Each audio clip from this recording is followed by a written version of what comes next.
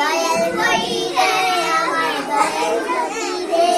দো জাহানের বাদশা নবী কমলে বালা রে আমার দয়াল নবী রে